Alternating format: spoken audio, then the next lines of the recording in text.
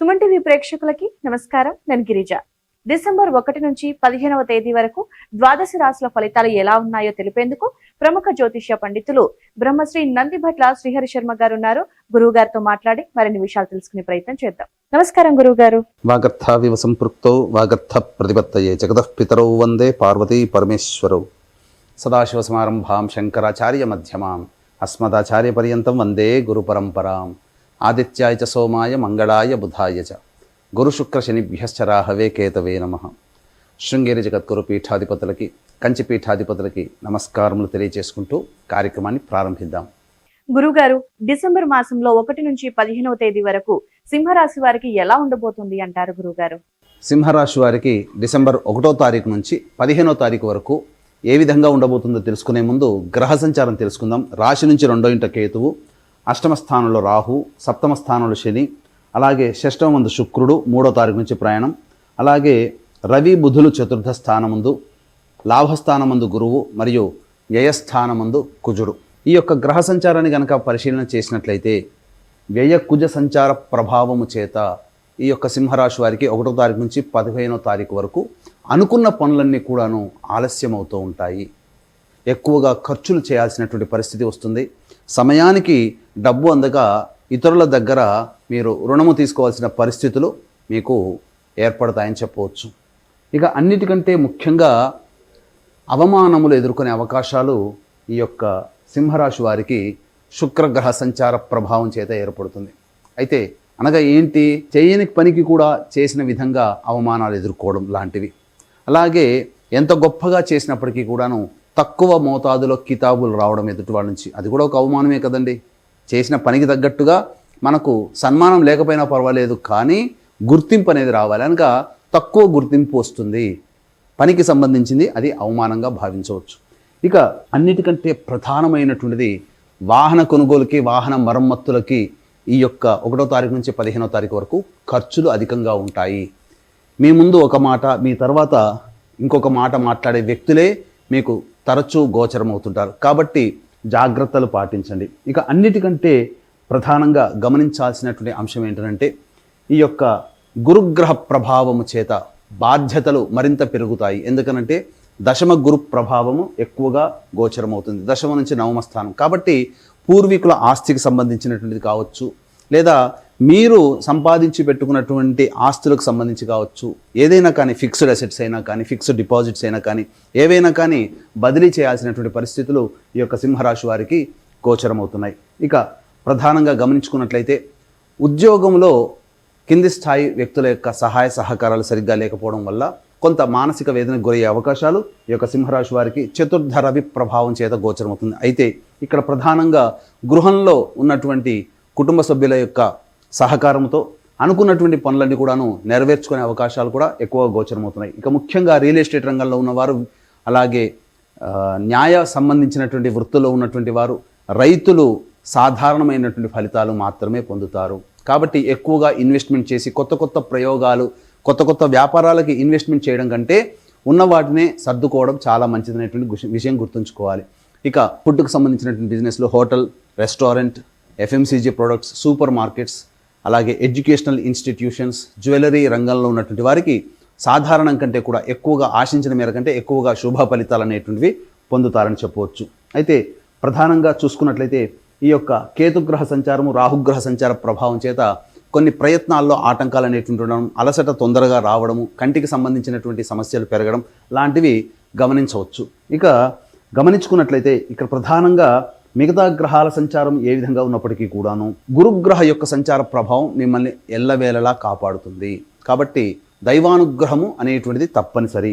అయితే ఇక్కడ చూసుకున్నట్లయితే గ్రహ గమనము, గ్రహ సంచారము శుభ అశుభ అనగా లాభము లేదు నష్టము లేదు అన్నట్టుగా సాఫీగా ఈ 15 రోజుల పాటు సాగుతుందని చెప్పవచ్చు. అయితే ఇక్కడ ఈ యొక్క సింహరాశిలో జన్మించినటువంటి వారికి 1వ తారీఖు నుంచి 15వ తారీఖు వరకు ఏ విధంగా ఉండబోతుంది అనేటువంటి విషయం గురించి చూసుకున్నట్లయితే ఆ యొక్క డేటా ప్రకారం చూసుకున్నట్లయితే ఎప్పుడు ఖర్చులు అధికంగా ఉంటాయి, ఎప్పుడు ఆదాయం అధికంగా ఉంటుందనే విషయాల గురించి తెలియజేసుకుందాం. 1వ తారీఖు 2వ తారీఖు కనుక చూసుకున్నట్లయితే వాహన మరమ్మతులకి, అలాగే వాహనానికి, ఇంటికి సంబంధించినటువంటి గృహ మరమ్మతులకి ఖర్చులు అధికంగా ఉంటాయి. ఎంత పని చేసినా సంతోషం అనేటువంటిది ఉండదు. తల్లిగారి ఆరోగ్యం పట్ల శ్రద్ధ వహించాల్సినటువంటి పరిస్థితి. ఇక అన్నిటికంటే ప్రధానంగా మీరు సంతోషంగా ఉండడానికి చేసే ప్రయత్నాలన్నీ కూడాను విఫలమవుతాయని చెప్పవచ్చు. ఇంకా 3, 4 తారీఖుల్లో కనుక చూసుకున్నట్లయితే మీ యొక్క ఆరోగ్యం పట్ల శ్రద్ధ వహించాల్సినటువంటి పరిస్థితి. ఇక ఏ పని చేసినప్పటికీ కూడా ఆ పనిలో ఆటంకములే తప్ప మీకు ఈ అనాలోచిత నిర్ణయాలు తీసుకోవడం కానీ లేకపోతే వృధా కాలయాపన కానీ ఈ 3, 4 తారీఖుల్లో మీకు గోచరం అవుతున్నాయి. 5, 6 తారీఖుల్లో కనుక చూసుకున్నట్లయితే తప్పకుండా మీకు ధనము సహాయం అన్ని వేళలా అందుతుంది. అలాగే రావాల్సిన రాని బాకీలు వసూలు అవుతాయి.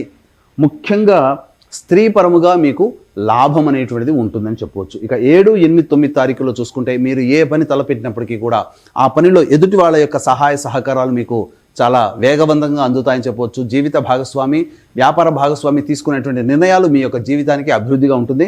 ఆ జీవిత లేదా వ్యాపార భాగస్వాముల ద్వారా కొంత లబ్ధిని కూడా మీరు పొందుతారని చెప్పవచ్చు. ఇక 10, 11 తారీఖుల్లో కనుక చూసుకున్నట్లయితే ప్రధానంగా మానసికమైనటువంటి ప్రశాంతత లోపిస్తుంది. చికాకుగా ఉంటారు. ఏ పని చేస్తున్నామో ఎందుకు చేస్తున్నామో ఒక రకంగా చెప్పాలంటే కోపోద్రిక్తమైనటువంటి సంఘటనలు చోటు చేసుకుంటాయి. ఒక జిగ్జాగ్గా ఉంటుంది. కాబట్టి ఈ యొక్క 10, 11 తారీఖుల్లో ఎటువంటి ప్రధానమైనటువంటి నిర్ణయాలు తీసుకోకపోవడమే చాలా మేలనేటువంటి విషయాన్ని గమనించుకోవాలి.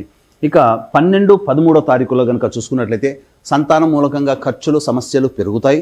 సంతానం మూలకంగా విభేదాలు పెరుగుతాయి. కాబట్టి జాగ్రత్తలు పాటించాల్సినటువంటి పరిస్థితి.